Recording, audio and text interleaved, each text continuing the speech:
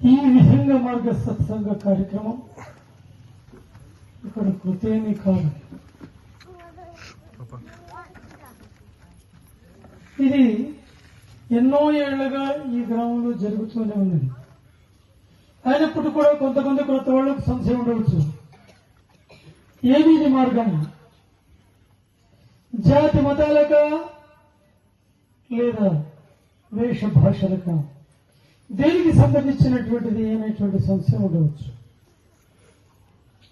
అయితే ఇది జాతి మతాలకు కానీ వేష భాషలకు కానీ ఏ మాత్రమూ సంబంధం కానటువంటి భాషలో మాత్రం మారిపోయింది.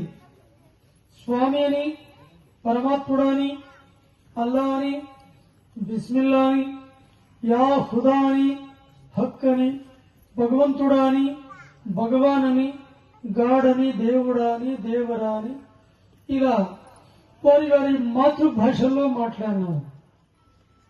అయినా ఎన్ని భాషల్లో మాట్లాడుకున్నప్పటికీ కూడా పరమాత్ముడు ఒక్కడే. వేదం ప్రమాణిస్తుంది, ఒక్కడే